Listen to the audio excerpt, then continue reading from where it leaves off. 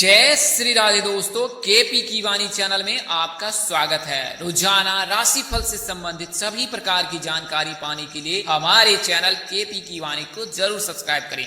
दोस्तों, आपको बताना चाहूंगा कि अगर आप अपनी शादी के बारे में जानना चाहता हैं कि आपकी शादी कब होगी, तो आप अपना जन्मदिन तो हम आपको जल्द से जल्द पूरी जानकारी देंगे। अगर आप लव मैरिज को लेकर भविष्यवाणी पाना चाहते हैं तो अपना और अपने जीवन साथी का जन्मदिन बताएं, आपकी जरूर मदद की जाएगी। यह जानकारी आपको जन्मतिथि के हिसाब से दी जाएगी। इसमें बदलाव संभव है। यह बदलाव तब संभव है जब आप निजी जानकारी कुंडली बनाकर प्राप्त करते हैं। जन्मदिन के हिसाब से आपको भविष्य की गणना सटीकता पता चलता है। अगर रिप्लाई करने में देरी हो जाती है तो आप निराश बिल्कुल ना हो, क्योंकि आपको जवाब जरूर दिया जाएगा। समय के अभाव के चलते ऐसा हो रहा है कि आपको यथाशीघ्र जवाब देने में असमर्थ हूँ। इसमें जल्द ही सुधार करने की कोशिश की जा रही है। दोस्तों, आपको बताना चाहूंगा कि अब आप अपने बारे में कि आपकी शादी कब होगी, कहाँ होगी, कैसे होगी, किससे होगी, किस नाम से हो सकती है, किस राशि से करनी चाहिए, आपके जीवन साथी का रंग रूप स्वरूप स्वभाव कैसा होगा, देखने में कैसा होगा, उनका कैरियर कैसा होगा, क्या वह सरकारी नौकरी वाला होगा या प्राइवेट क्षेत्र में काम करने वाला होगा, आपका वैवाहिक जीवन कैसा रहेगा, अगर आप लव मैरिज करना चाहती हैं या चाहते हैं तो आपकी लव मैरिज हो सकती है कि नहीं,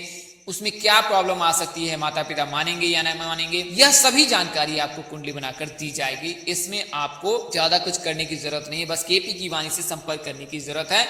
हम आपको आपकी कुंडली बनाकर आपकी निजी जानकारी देने की पूरी कोशिश करेंगे। यह सेवा सशुल्क है। इसके लिए आप 8521835670 पर व्हाट्सएप मैसेज अथवा कॉल कर सकते हैं। नंबर एक बार और दोहरा देता हूं, 8521835670। अगर जल्दबाजी में नंबर निकल गया हो तो आप डिस्क्रिप्शन बॉक्स में जाएं और नंबर नोट कर सकते हैं। दोस्तों, आज के वीडियो में मैं आपको उन संकेतों के बारे में बताने जा रहा हूं जिनको देखने से शादी के योग बनने लगते हैं। यानी कि अगर रात में सोते समय इन सपनों को देखते हैं तो ये संकेत बताते हैं कि आपकी शादी शीघ्र हो जाएगी। तो आगे बढ़ने से पहले आपको बता दूं कि शादी से संबंधित जो जानकारी होती है वह ज्योतिष शास्त्र में निहित है। कई ज्योतिष इसे बताते नहीं है, पर शादी के समय बहुत बातों का ध्यान रखना पड़ता है। शास्त्रों में यह बताया गया है कि इन नियमों के पालन करने से कन्या या वर दोनों ही सौभाग्यवती जीवन जीता है। तो अगर आपको यह जानकारी प्राप्त नहीं है तो आइए बारी बारी से जानते हैं। जैसा कि आप सबको पता है कि ज्योतिष शास्त्र में विवाह कर्मकांड का पूरा सार बताया गया है। उन्हीं सारों में से कुछ चुनिंदा चीजों को आपके सामने प्रस्तुत कर रहा हूं ताकि आपको अपनी कन्या या लड़के की शादी में कोई दिक्कत ना हो। तो आइए बारी बारी से जान लेते हैं। तो दो कन्या का विवाह एक समय कभी नहीं करना चाहिए। कई बार ऐसा देखा जाता है कि दो लड़कियों की शादी एक ही बार कर दी जाती है, किंतु शास्त्र में ऐसा निषेध है। एक कन्या की शादी के उपरांत दूसरी कन्या की शादी हो सकती है, परंतु एक साथ शादी नहीं करनी चाहिए। शास्त्रों में यह भी निहित है कि एक समय में दो शुभ कर्म करना उचित नहीं होता है। इसके लिए कभी भी दो शादी एक बार में नहीं करनी चाहिए। कन्या के विवाह के अनंतर पुत्र का विवाह हो सकता है, लेकिन पुत्र विवाह के अनंतर पुत्री का विवाह 6 महीने तक नहीं करनी चाहिए। यानी कि इसे आप आसान शब्दों में ऐसे समझ सकते हैं कि अगर लड़की की शादी हुई है तो आप लड़के की शादी कर सकते हैं, लेकिन अगर लड़के की शादी होगी तो 6 महीने तक अपनी लड़की की शादी बिल्कुल ही ना करें। एक वर्ष में सहोदर भाई अथवा बहनों का विवाह शुभ नहीं होता। यानी कि एक ही साल में दो बेटियों की शादी या दो बेटे की शादी नहीं करनी चाहिए। शास्त्रों में ऐसा वर्जित है। समान गोत्र और समान प्रवर वाली कन्या के साथ भी विवाह निषेध है। यानी कि एक ही गोत्र में लड़के और लड़की की शादी नहीं करनी चाहिए। विवाह के पश्चात 1 वर्ष तक पिंडदान, मृतका स्नान, तिल तर्पण, तीर्थ यात्रा, मुंडन, प्रेतानुगमन आदि नहीं करनी चाहिए। विवाह में छींक का दोष नहीं होता। यानी कि अगर आप कोई शुभ कार्य करते हैं और उस समय छींक आ जाती है तो ऐसा माना जाता है कि यह शुभ नहीं होता है, किंतु विवाह में छींक का दोष नहीं होता है। तो अगर ऐसी स्थिति पैदा हो तो भगवान श्री शिव और भगवान श्री हरिविष्णु का नाम स्मरण कर उन पर छोड़ दें। वैवाहिक कार्यक्रम में स्पर्श का भी दोष नहीं होता है। कई बार ऐसा देखा जाता है कि बड़े छोटों में चरण लग जाता है या पैर लग जाता है तो स्पर्श का दोष लगता है, लेकिन विवाह में स्पर्श का दोष नहीं लगता है। विवाह में चतुर्थ, द्वादश चंद्रमा ग्राह्य है। यानी कि ऐसे दिनों को पकड़ना चाहिए।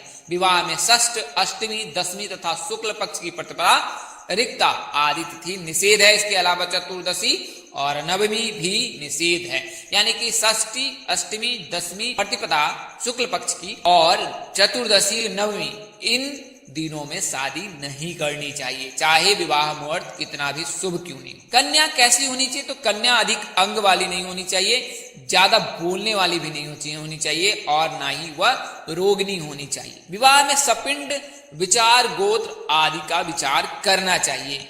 स्त्रियों के लिए गुरुबल और पुरुषों के लिए रविबल देख लेना चाहिए। इस महीने में शादी करनी चाहिए तो माघ, फागुन, वैशाख, अगहन, जेठ, आषाढ़ इन महीनों में शादी करने से कन्या सौभाग्यवती होती है।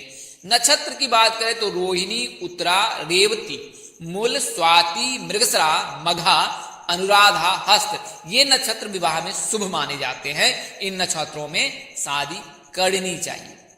विवाह में सौर मास ग्रहण करना चाहिए।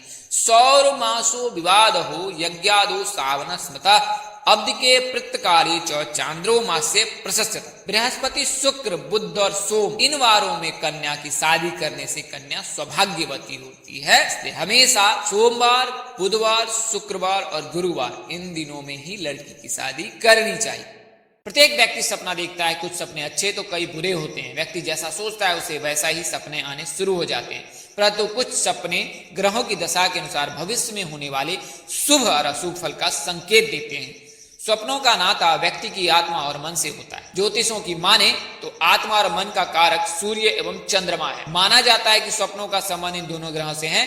एक धारणा के अनुसार यदि सपने में व्यक्ति सूर्य या चंद्रमा को छूता हुआ देख लेता है तो उसके भाग्य चमकने वाले होते हैं। इसी प्रकार के सपना देखने वाला व्यक्ति धन, संपत्ति और मान सम्मान की प्राप्ति करने वाला होता है। ऐसे कई सपने हैं जो संकेत देते हैं कि आपकी शादी शीघ्र हो जाएगी और आपके जीवन में कुछ खास होने वाला है। तो उन्हीं सपनों के बारे में बताने जा रहा हूं जिन्हें जानकर आप यह जान पाएंगे कि आपकी शादी शीघ्र होने वाली।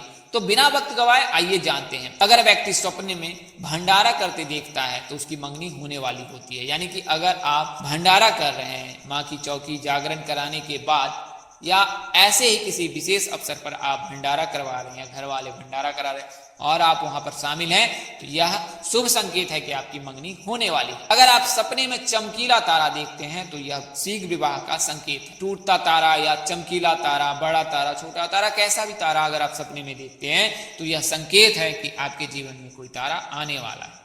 लड़के सपने में सुंदर कपड़े या स्वयं को शहद का सेवन करते देखे तो यह भी शादी का संकेत है, यानी कि आपकी शादी शीघ्र हो जाएगी। लड़की स्वप्न में अगर कंगन पहन रही है तो उसके शीघ्र विवाह के संकेत हैं। सपने में नाच गाना करना, मेले में घूमना भी जल्दी शादी होने के संकेत हैं। तो ऐसे सपने आए तो समझ लीजिए कि आपकी शादी शीघ्र होगी। अगर किसी लड़की को अपने सपने में कोई सुंदर चिड़िया दिखाई दे तो इसका मतलब भी है कि आपकी लव मैरिज की संभावना बहुत जल्द है, यानी कि आपकी लव मैरिज हो सकती है। अगर कोई लड़का सपने में नाच रहा है तो उसके विवाह के भी संयोग बन रहे हैं। अगर कोई लड़का अपने सपने में किसी मूर्तिकार अथवा मूर्ति बनाने वाले को देखती है तो लड़की की शादी जल्द हो जाती है। सपने में अपनी सहेली के कंगन पहनते हुए देखना भी शीघ्र शादी के संकेत हैं। ऐसी लड़कियों की शादी जल्द हो जाती है। जो कोई भी सपने में अपनी मंगनी होते हुए देखता है उसके विवाह भी शीघ्र हो जाते हैं। खासकर ऐसे सपने देखती हैं तो उनकी शादी बहुत जल्द हो जाती है। यदि कोई युगल प्रेमी मेले में घूम रहा है तो उनके शादी के योग भी बनते हैं। यदि आप अपने आप को हेलीकॉप्टर में बैठे हुए देखते हैं या हवाई जहाज में सफर कर रहे हैं या आकाश में विचरण कर रहे हैं, ऐसे संकेत शीघ्र शादी के ही योग बनाता है। तो यह शीघ्र शादी के संकेत हैं। लकड़ी का देखना भी शुभ संकेत माना जाता है, घोड़े को देखना भी शुभ संकेत माना जाता है।